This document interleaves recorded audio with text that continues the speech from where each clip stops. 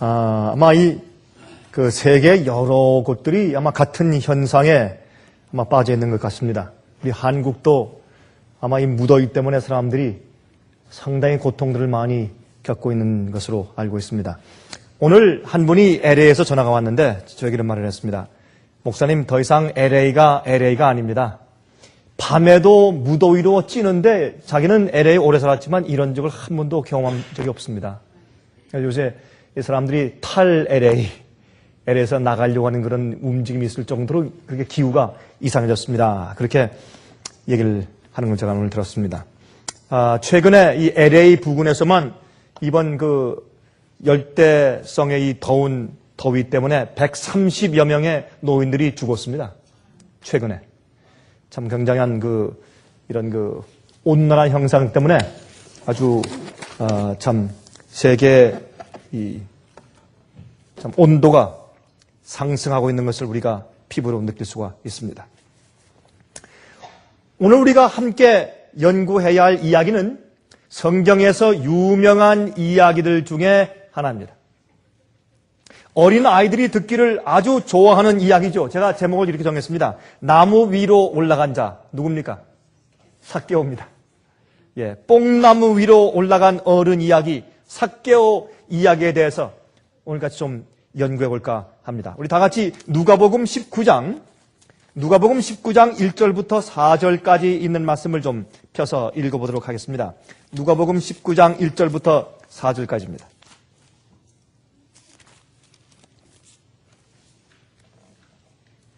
예수께서 여리고로 들어 지나가시더라.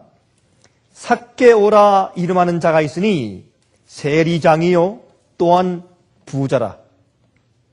저가 예수께서 어떠한 사람인가 하여 보고자 하되 키가 작고 사람이 많아 할 수 없어 앞으로 달려가 보기 위하여 뽕나무 위에 올라가니 이는 예수께서 그리로 지나가시게 되미로라.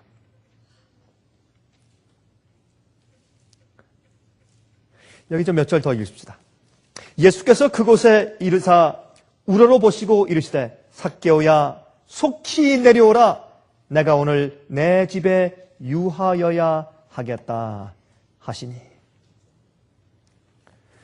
여기 간단한 어린아이 이야기 같은 그런 말씀이 기록되어 있지만은 그러나 이것은 하나님께서 우리 죄인들을 취급하시는 것을 여기에 상징적으로 표현하고 있고 또한 우리가 주 앞에 나갈 때 어떤 심정과 태도로 나가야 할지를 설명해 주고 있는 이야기입니다.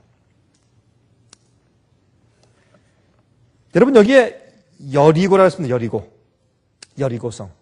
여리고성은 옛날에 이스라엘 백성들이 가나안 땅을 점령하기 전에 제일 먼저 싸워서 점령한 그런 가나안 땅의 첫 성이죠. 여러분 매일 하루에 한 번씩 돌다가 싸우진 않고 창과 칼을 잡고 방패를 잡고 갑옷을 다 입고 맨 앞에 제사장들이 율법을 담은 법궤를 어깨에 메고 제일 앞장서서 가고 그 앞에는 어떻게 해요? 천병들이 있고 또 나팔 부는 사람들이 있고 그렇게 해서 이제 온 이스라엘 백성들이 사실은 그 뒤에 쭉 서서 그냥 아무 일도 하지 않고 주님의 법궤를 따라서 한 바퀴 돈 다음에 집에 돌아갔습니다. 이튿날 아침 일찍 일어나서 또 법궤를 앞에 세우고 그 사람들이 또 성을 한 바퀴 돈 다음에 또 돌아가서 잤습니다. 그 3일째도 그렇게 했고 4일째, 5일째, 6일째까지 그렇게 했습니다.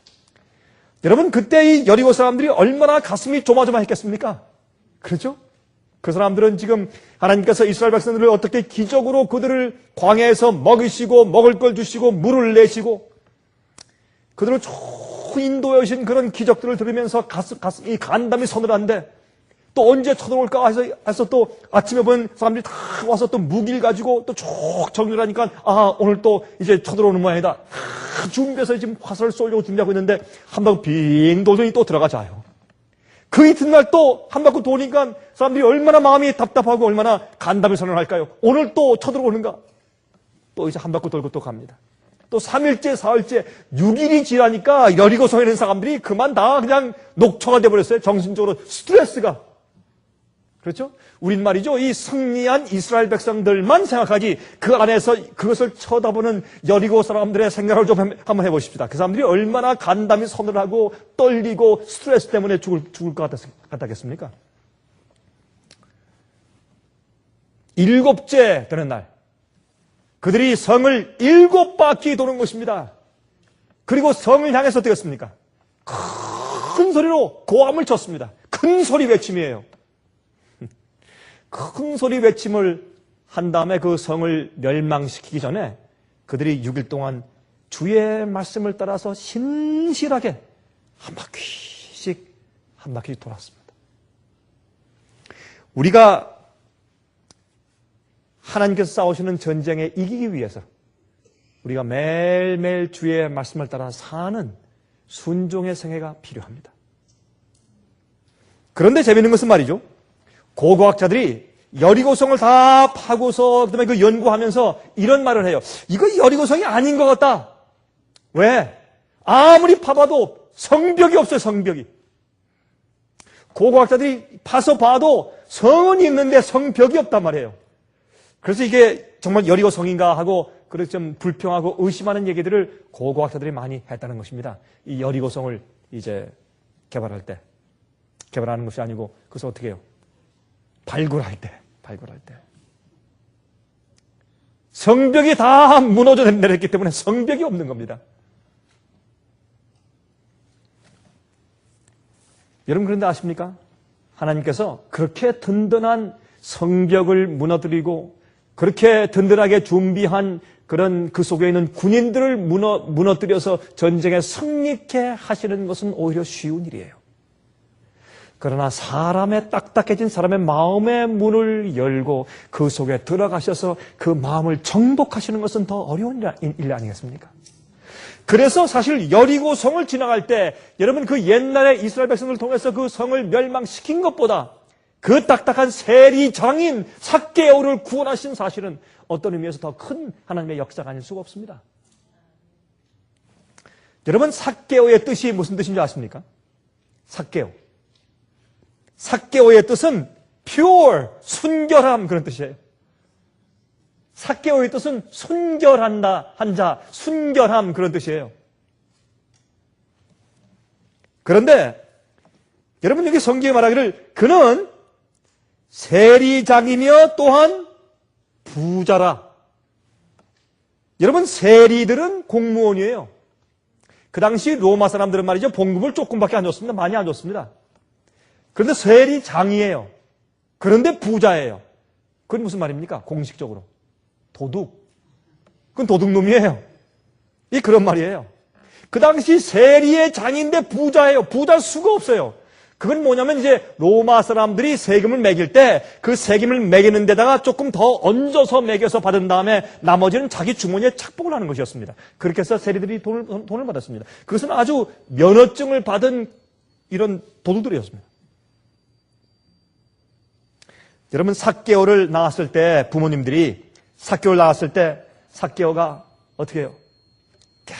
깨끗하고 마음이 순결한 정말 아름다운 그런 하나님을 믿는 신자가 되기를 원했어요.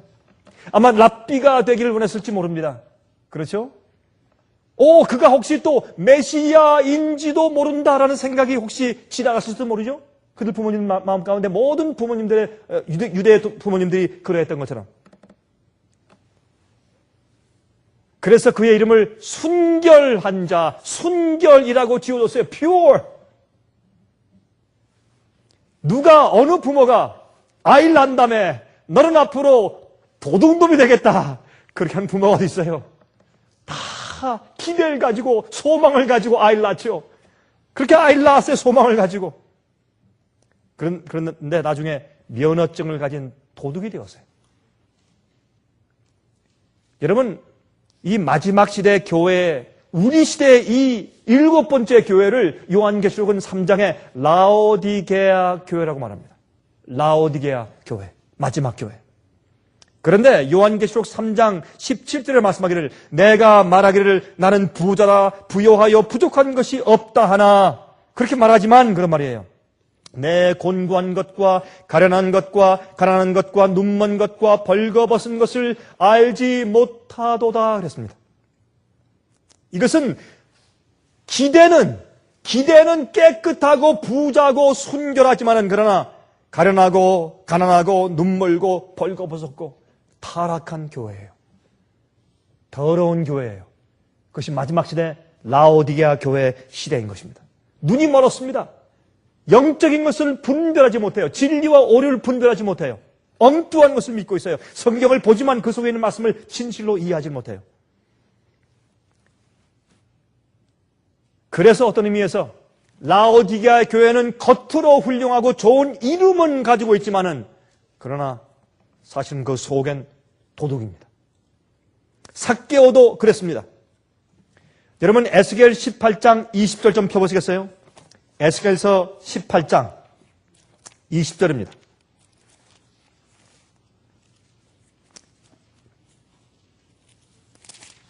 에스겔서 18장 20절 보면 다음과 같은 말씀이 기록되어 있어요.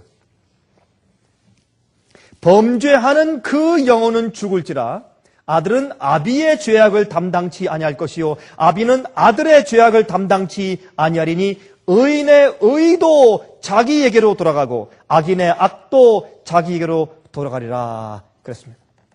제가 이 말씀을 왜 읽는 줄 아십니까? 죄는 자기 본인의 선택입니다. 자기 의지의 선택이에요. 여러분 누구도 태어나면서부터 도둑이 아닙니다. 태어나면서부터 거짓말쟁이가 아닙니다. 여러분 이 삭개오의 부모들은 그가 어릴 때 태어났을 때 그의 기대는 그의 아들이 순결한 자가 되는 것입니다. 율법적으로 흠이 없는 자가 되는 것이었습니다. 그러나 삭개오의 생에 선택이 생겼습니다. 제일 먼저 그가 제일 먼저 유혹에 동의합니다. 또 양심에 가책이 있지만 유혹에 또 동의하고 또 넘어지고 또 그렇게 하고 점점 하면서 양심이 무뎌지고 나중엔 별로 악하거나 죄된 것으로 느껴지지 않는 지경까지 나갑니다. 그는 그렇게 해서 돈을 잘 벌고 그렇게 해서 로마 사람들한테 뇌물을 잘 주었기 때문에 세리장까지 올라갔어요. 여러분 우리는 습관적인 죄에서 해방되기 위해서 오늘 의지로 선택할 수가 있습니다. 여러분 내가 죄를 지어서 죄된 습관적인 죄를 가진 죄인이 되는 것은 내가 죄를 선택해서 죄인 되는 것이지 내가 그러한 죄인으로 유전적으로 타고나는 것이 아니옵시다. 죄를 짓는 것은 나의 의지에 본인의 선택에 달려있는 것을 여기서 알 수가 있습니다. 여러분 우리는 우리 자신을 변화시킬 수가 없습니다. 하지만 변화되기를 선택할 수는 있습니다. 우리가 죄의 능력을 우리 스스로 이길 수는 없습니다. 그러나 죄의 유혹을 물리치도록 선택할 수는 있습니다. 그래서 주님의 능력이 우리 속에 들어올 수 있도록 선택하고 우리가 동의할 수는 있단 말입니다. 마귀는 우리를 유혹하고 괴롭히고 또한 우리를 어떻게 해요? 핍박할 수는 있지만은 우리를 강요해서 범죄케 할 수는 없습니다. 마귀가 우리를 슬프게 하고 어려움을 줄 수 있지만은 우리를 악하게 만들 수는 없습니다. 그것은 우리의 태도요, 우리의 선택인 것입니다. 그런데 이 삭개오는 예수님을 보기 원했습니다. 왜 그랬을까요? 여러분 구세주의 필요를 느낀 자는 어떤 마음이 있습니까? 마음 가운데 죄책감이 있습니다. 평화를 사모합니다. 구원의 즐거움을 사모합니다. 그는 정말 구세주를 발견한 다음에 그의 마음 가운데 구원의 소망이 평화가 이 죄책감이 그 천근 같은 그 무게가 떨어진 다음에 정말 행복함과 편함이 그의 마음 가운데 깃들어지기를 사모했습니다. 그는 자기 마음이 어쩌다 이렇게 타락해서 이렇게 딱딱해졌는지 그는 후회하기 시작했습니다. 그의 마음 가운데 정말로 죄책감 때문에 가슴을 치기 시작했고 그는 정말 구세주를 원했고 자기의 죄를 용서할 하나님을 원했으며 자기를 이런 죄에서 구원해 주신 자를 사모했습니다. 그런데 소문을 들으니까 예수님께서 바로 그러한 분이시라는 겁니다. 죄인을 사랑하시고 세리들과 함께 잡수시고 창녀들과 함께 잡수시고 죄인을 불쌍히 여기고 기적적으로 죄인들을 고쳐주고 문둥병자를 고쳐주고 이것은 죄인의 죄를 용서할 수 있다는 뜻이 아니겠습니까?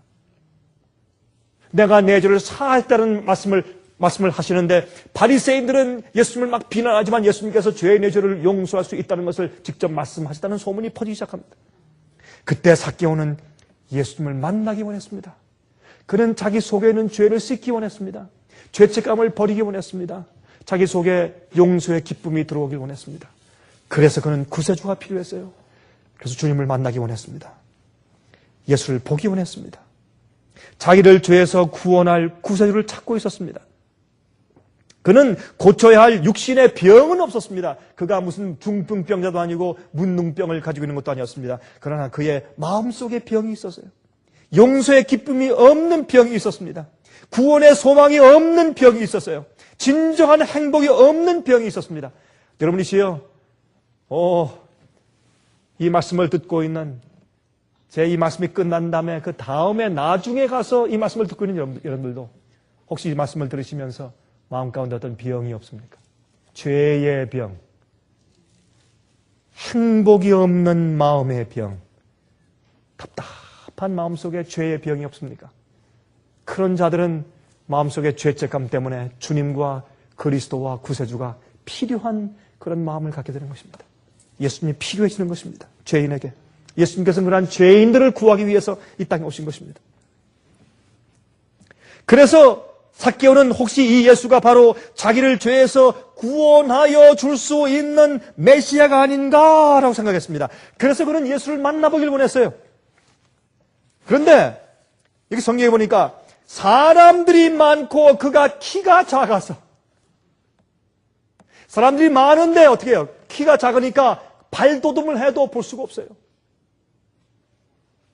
그런 예수를 보기 원했습니다. 만나길 원했습니다. 그러나 사람들이 많아서, 이게 여러분 무슨 뜻일까요? 이게 사람들이 많아서, 사람들이 많아 할 수 없어 앞으로 달려가서, 이게 무슨 말이냐면 한국말 성경에는 번역이 좀 잘못되었어요. 먼저 ran before 그랬어요. 예수님과 군중들이 그 앞으로 오기 이전에 먼저 가서 뽕나무 위에 올라가서 기다리고 있었다, 그런 뜻이에요. 우리 한국말 성경을 읽어보면 예수님께서 막 오시니까 아무리 예수님을 보려고 애를 써도 키가 작아서 볼 수 없으니까 얼른 뽕나무 위로 올라간 것처럼 그렇게 이해되죠. 그것이 아니고 예수께서 바로 지나가실 그 지점이기 때문에 거기 가서 미리 뽕나무 위에 올라가서 그 위에 올라가 앉아서 예수께서 오실 때를 기다리고 있었다, 그 말입니다.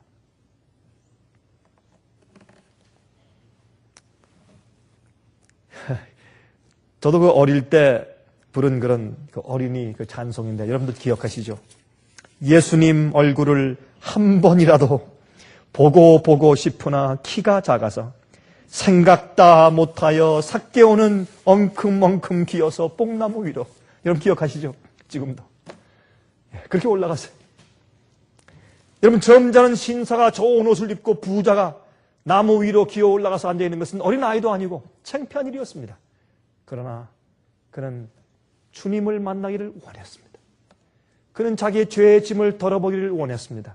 죄책감을 씻기를 원했습니다. 마음 가운데 행복과 평안을 느끼길 원했습니다. 그래서 그는 나무 위로 올라갔습니다. 그는 그가 키가 작은 것을 인정했습니다. 우리는 죄의 본성을 가진 사람들이요, 키가 작은 사람들이요, 우리가 나중에 예수께서 오실 때 무덤에서 일어날 많은 그런 우리 조상들을 볼 때 아담, 그렇죠? 아벨, 노아, 에녹, 무두셀라, 아브라함, 이런 사람들 볼 때 그들의 키가 얼마나 클지, 아담은 우리 키에 우리 중에 큰 사람 키의 2배 정도로 큰 키일 것이요. 우리가 얼마나 키가 작은지 이 6천년의 인간의 퇴락을 경험한 다음에 우리 키가 얼마나 작아졌는지를 그때 실감하게 될 것이죠. 그 다음에 우리가 하늘에 올라가서 생명나무 과실을 따먹으면서 생명나무의 나무 잎사귀도 우리가 먹으면서 그 나무 잎사귀는 우리의 작아졌던 우리의 피가 다시 소생해서 다시 커지는 그런 회복의 그런 효력이 있게 될 것입니다.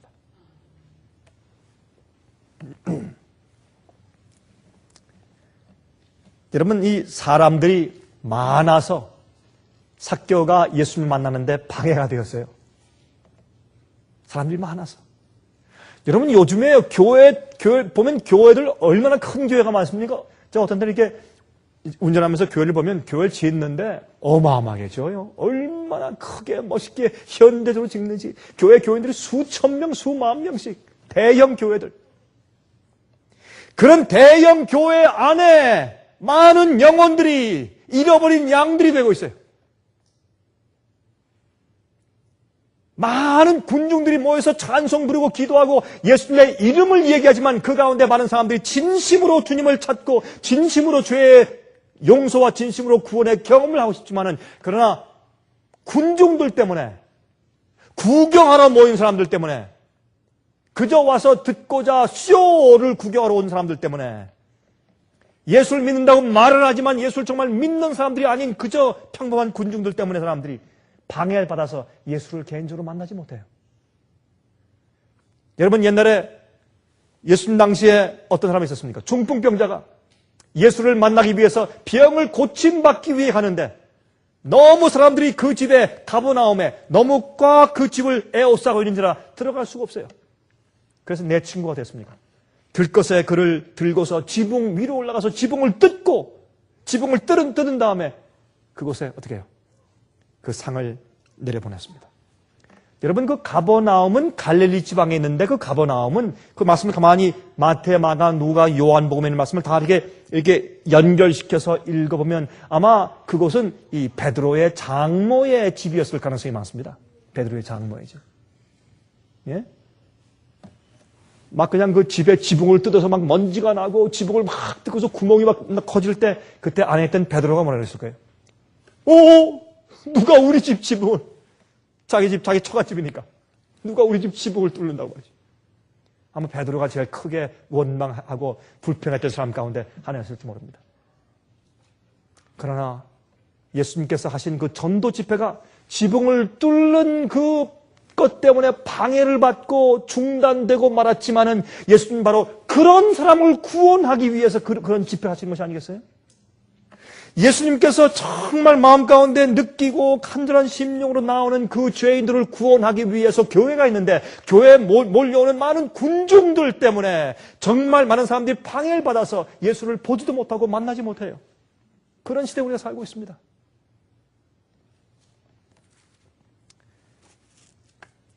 대중 심리는 말이죠. 개인적인 사고 능력과 양심이 잠재워집니다. 여러분, 스포츠 게임 할 때, 여러분, 저희, 이 운동 경기장 가보셨죠? 그 수만 명이 모여서 막 응원하고 소리 지르면요. 정신이 없어요. 정신이 나가버려요. 그때 이 군중 심리에 자기들이 스스로 다 최면술에 걸려버려요. 정신이 없습니다. 그때 누가 칼로 옆에 사람을 찔러 죽여도 몰라요. 완전 정신이 나가요. 거의 몰두되고, 스포츠 게임 할 때, 그래서 사람들이 그렇게 잔인하게 되는 것입니다. 지면 나가서 화풀이하면 때려 부수고 이기면 신나서 때려 부수고, 그렇죠?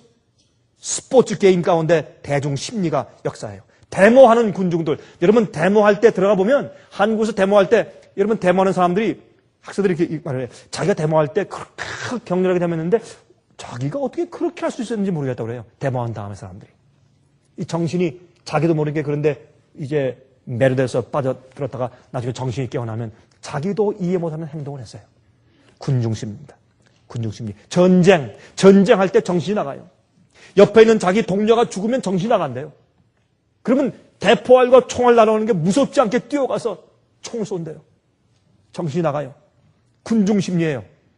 여러분, 예수께서 갈바리에 가실 때 십자가에 못 박으라 군중들이 소리를 질렀어요. 여러분, 그럴 수가 있어요? 감히? 어떻게 그렇게 할 수 있어요? 그러나 그게 군중심리입니다. 군중심리 속엔 마귀가 역사해요. 예수님께서는 도매 꿈으로 사람들을 구원하시지 않아요. 예수님께서는 개인으로 속삭이시고 개인 하나씩 구원하세요. 하나하나 개인의 이름을 부르시면서 용서하시고 그들을 구원하세요. 도매 꿈으로 교회 전체를 구원하시는 것이 아니에요. 한 명 한 명을 구원하세요. 여러분들이 어떤 교회 다니실지는 모르지만은 그러나 여러분이 어느 교회 다닐지라도 여러분 하나 개인적으로 주님께서 말씀하시고 개인적으로 성령께서 역사하시고 개인적으로 구원하시고 개인적으로 용서하세요. 어떤 교회에 성령이 임했다. 어떤 교회 300명이 한꺼번에 성령을 받고 난리가 났다. 여러분 그런 거 믿지 마십시오. 군중심리일 가능성이 참 많습니다. 성령은 개인들에게 역사하시는 것을 기억하십시오. 하지만 이 삭개오는 군중심리의 그 방해에 밀려서 가만히 있지 않았습니다. 그는 먼저 뛰어가서 뽕나무 위로 올라가서 예수께서 지나가시는 곳에 기다리고 있었습니다. 우리는 주님께서 성령께서 역사하시는 장소에 우리 자신을 두어야 돼요. 예수께서 지나가시는 곳에 우리 장소를 두어야 돼요. 어떤 곳입니까?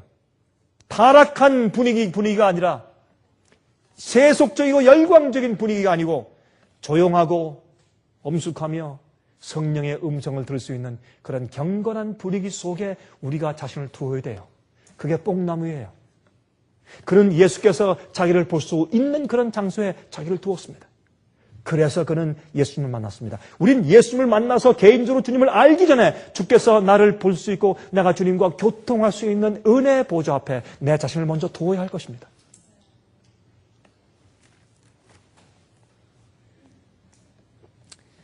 누가복음 19장 5절부터 10절까지 읽어봅시다. 누가복음 19장 5절부터 10절까지입니다. 예수께서 그곳에 이르사 우러러 보시고 이르시되, 예수께서 지나가실 때 여러분 사실은 그런 나무 위에 올라가 있는 사람들이 사실 그때 사람들이 참 많았는데 어떻게 삭개오 혼자였겠습니까? 다른 사람들도 있었겠죠. 어린아이들은 얼마나 많이 있었겠어요. 예수님께서 그러나 그 많은 군중들, 수천 명 군중들 속에서 예수님께서 수천 명의 군중들에 에워싸서 가시는 동안에 예수님을 간절한 마음으로 찾는 한 영혼을 알아보셨어요. 예수님께서 한 번은 야이로의 딸을 고치러 가시는 도중에 사람들이 예수님을 밀고 닥치고 그렇게 하는데 예수님의 옷자락을 조용히 만진 혈루증 앓는 그 여인, 12의 혈루증 앓던 그 여인이 살짝 예수님의 옷자락을 만진 그 만짐을 예수님께서 느끼셨죠? 그리고 서서서 누가 지금 내 옷을 만졌느냐? 누가 내 옷을 만졌느냐? 주님은 우리 개인적으로 주님을 만지는 우리 마음속의 간절함을 주님께서 감지하시는 분이십니다. 때를 따라 돕는 은혜를 얻기 위해서 은혜의 보좌 앞에 나가는 우리를 주님께서 알아보시는 주님. 얼마나 감사해요. 그분이 우리 구세주입니다. 주님께서 그것에 이르사 우러러 보시고 이르시되 삭개오야. 개인적으로 이름을 부르세요. 어떤 사람이 혹시 또 이렇게 예수님께 아마 귓속말 해준지 모르죠. 저 사람이요 세리장 삭개오입니다. 그랬을 가능성도 있어요. 그러나 저는 그것보다는 예수님께서 그 사람의 이름을 아셨어요. 저기 야곱의 우물가에서 외롭게 물을 깃고 있던 사마리아 여인을 아신 예수님께서 그것을 미리 아시고 그쪽을 일부러 가신 그 예수님께서 저 뽕나무 위에서 기다리고 있는 삭개오를 아셨어요. 가신 다음에 예수님께서 말씀하기를 삭개오야. 그 이름을 부르셨어요. 개인적으로 아셨어요. 예수님께서 여러분의 이름을 아실까요? 예수님께서 우리를 개인적으로 아실까요? 오셔서 아무개야 내가 널 안다. 내가 왜 거기 올라가 있는지 내가 안다. 저 멀리부터 내가 널 보았다. 나다나엘이 작은 무화과 나무 밑에서 기도할 때 보신 예수 그리스도. 그가 올 때 참 이스라엘 사람이다. 그 마음 가운데 괴울함이 없다. 그렇게 말씀하신 예수께서 우리를 개인적으로 하시는 것입니다. 예수께서 말씀하기를 삭개오야 속히 내려오라. 걱정하지 말아라. I know your heart. 내 마음 가운데 무슨 생각이 있는지 내가 안다. I know you. 내가 괴로워할 때부터 내가 알았다. 빨리 내려와라. 속히 내려오라. 내가 오늘 내 집에 유하여야 하겠다. 내가 오늘 너희 집에 들어가서 너희 집에 잘게. 여러분 사복음서 가운데 예수님께서 당신이 자청해서 내가 당신 집에 가서 오늘 잘게 하는 얘기는 삭개오에게 하신 이 말씀밖에 없습니다. 예수님께서 한 번도 그런 말씀하신 적이 없습니다. 삭개오에게만 하셨습니다. 죄인의 괴수였던 세리장인 삭개오에게 예수께서 그렇게 말씀하셨습니다. 내가 오늘 너희 집에 가서 유하겠다. 그것만 봐도 그 마음 가운데 자기의 죄책감을 느끼고 주여 나는 죄인이라 하나님을 우러러 볼 수도 없나이다. 내 죄가 머리카락처럼 많아서 내가 감히 하늘을 우러러 볼 수도 없습니다. 주여 난 죄인입니다. 나를 불쌍히 여기십시오. 그게 세리의 기도 아닙니까? 여러분 세리의 기도와 바리새인의 기도 있지 않습니까? 성경에? 예수께서 저 세리의 기도가 응답을 받았다고 말씀했어요. 여러분 이 세리의 장인 바로 이 삭개오가 그런 기도를 했어요. 하나님이시여 그는 혹시 이제 정말 이 회당에 공회당에 예배드리러 갈 때마다 그는 감히 고개를 들지 못하고 저 뒤에서 고개를 땅에 푹 숙이고 하나님께 기도했을 것입니다. 하나님이시여 나는 죄인입니다. 내 죄가 너무 많아서 내가 하늘을 우러러 볼 수도 없습니다. 이 죄인을 불쌍히 여겨주십시오. 그때 예수께서 저 세리의 기도가 응답받아도 했습니다. 그건 괜히 하신 얘기가 아닙니다. 그건 이론이 아닙니다. 예수께서 세리장인 삭개오를 보신 다음에 하신 말씀이 삭개오야 속히 내려오라. 오늘 내가 너희 집에 유할 것이다.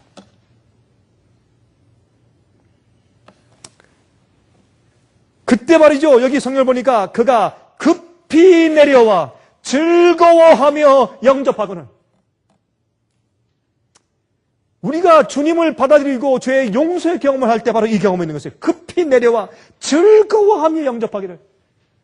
이 세상에 어느 것도 우리에게 그런 평안과 즐거움과 행복과 기쁨을 줄 수가 없어요. 죄를 용서받았다는 그런 확신만큼 우리에게 기쁨과 평안함을 주는 것이 없습니다. 죄책감처럼 무거운 것이 세상에 없어요. 그런 즐거워하며 기뻐해서 내려와서 영접하거늘. 그때 그 다음에 이런 말씀이십니다. 무사람이 보고 수군거려 가로되 저가 죄인의 집에 유하러 들어갔도다 하더라. 죄인의 집에 들어갔다 예수께서. 얼마나 큰 편견입니까? 그가 죄인의 집에 들어갔다. So what? 예수께서 죄인들을 구원하러 오셨는데 여러분 그 주위에 있는 그날의 많은 군중들은 구원받지 못했지만 삭개오는 구원받았어요. 구원받지 못한 자들이 세리장의 집에 들어가는 예수를 본 다음에 죄인의 집에 들어갔다고 그들이 욕했어요. 비난했어요. 그러나 비난하는 그들은 구원받지 못하고 비난받는 삭개오는 그날 구원을 받았습니다. 그 다음에 이런 말씀이 있습니다. 삭개오가 서서 주께 여짜오되 예수님께서 들어오셨습니다. 안방에 아랫목에 앉으셨어요. 그때 감히 예수님 앞에 같이 옆에 앉기도 두려워서 서서 또 키가 작아서 그런지도 모르죠. 삭개오가 서서 손을 이렇게 모으고 말했을 것이에요. 주께 여짜오되 주여 보시옵소서. 내 소유의 절반을 가난한 자들에게 주겠사오며 만일 네 것을 토색한 일이 있으면 4배나 갚겠나이다. 4배나 갚겠나이다. 예수께서 이르시되 오늘 구원이 이 집에 이르렀으니 이 사람도 아브라함의 자손이미로다. 인자에 온 것은 잃어버린 자를 찾아 구원하려 함이니라 그랬어요.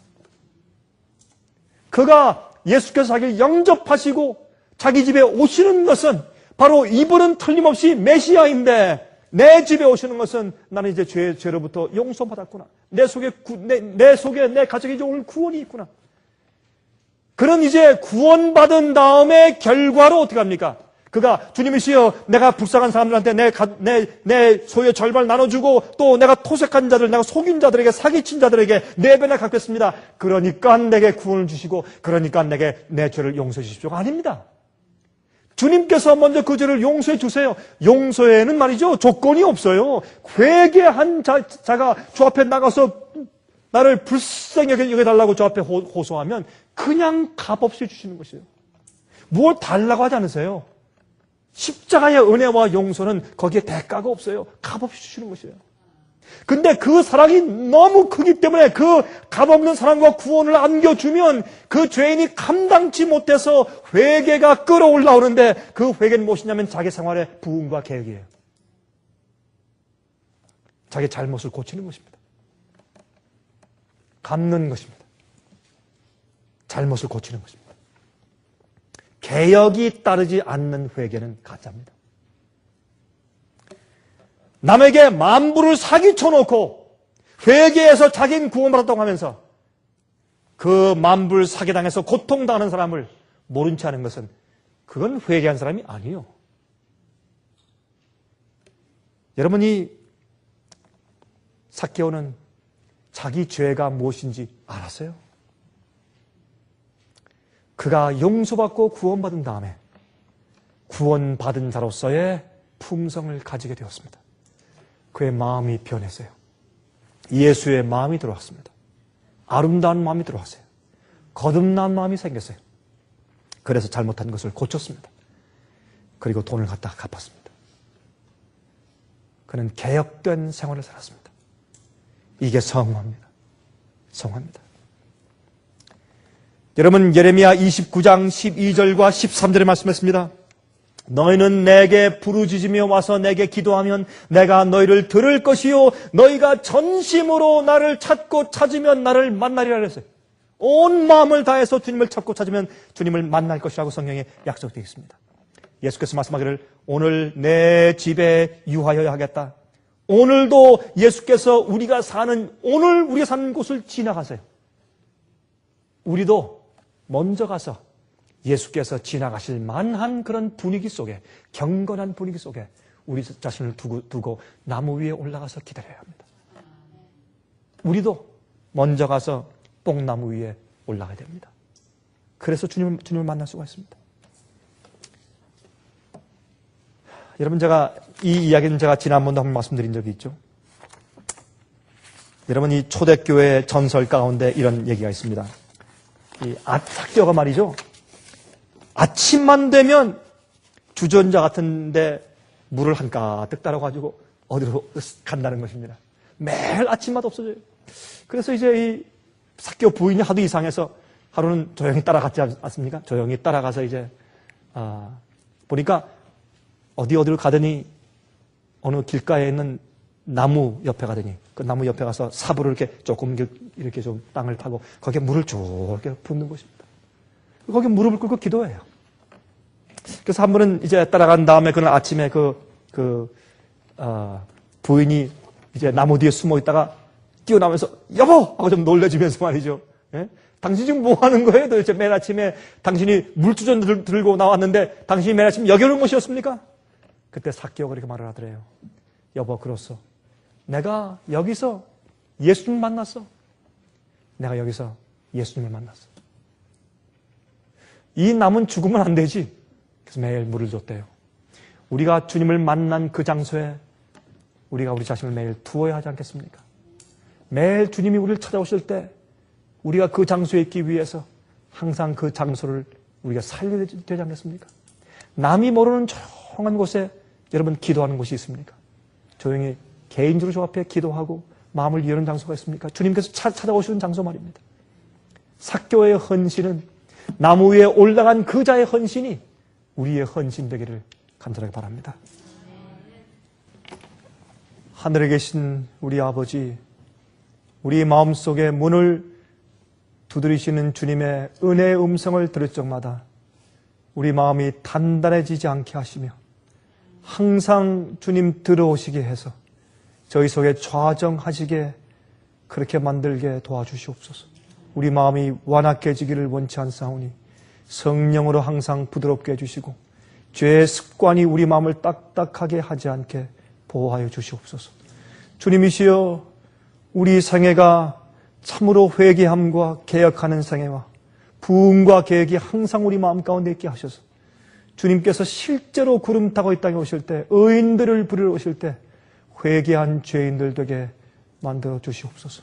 주여, 우리도 오늘 뽕나무 위로 올라가오니 주여 저희를 우러러 보시고 우리 집에 오늘 이유하시겠다고 말씀하여 주시옵소서. 예수 그리스도의 거룩하신 이름을 의지하여 간절히 기도하옵나이다. 아멘. 은혜 많이 받으셨습니까? 지금까지 들으신 이 생애의 빛 예배설교는 간절한 마음으로 진리를 찾는 분들과 정직한 양심으로 말씀을 받아들이고 언제나 진실이 무엇인지를 생각하는 그리스도인들을 위한 말씀입니다. 주변 가족들이나 친지들 중에 말씀을 사모하고 순결한 신앙을 갖기 소원하는 분들이 계시면 생애의 빛 예배설교 테이프를 소개해 주시기 바랍니다. 매주 원하시는 분들의 가정으로 직접 배달되는 생애의 빛 예배설교는 개인의 신앙 부흥이나 소규모 그룹 예배를 위하여 비디오와 오디오 테이프, DVD, CD로 제작되었습니다. 생애의 빛 예배설교 테이프를 원하시는 분들은 1-877-704-1004번으로 전화하여 주시기 바랍니다. 생애의 빛은 각종 미디어, 즉 출판물, 텔레비전, 비디오, 오디오 카세트 테이프, DVD, CD, 그리고 웹사이트를 통하여 복음을 전하는 미디어 선교 기관입니다. 생애의 빛에서 이루어지는 선교 사업을 크게 5가지로 나누어 소개하면 다음과 같습니다. 첫째로 생애의 빛은 가정과 건강과 참된 신앙을 소개하는 월간지 살아남는 이들을 매달 발간하고 있습니다. 가정과 건강 문제뿐만 아니라 참된 신앙과 성경에 나타나 있는 중요한 진리들에 대하여 매달 깊이 있게 다루는 최고의 신앙지입니다. 둘째로 생애의 빛은 미국의 주요 도시에서 텔레비전 선교 방송을 하고 있습니다.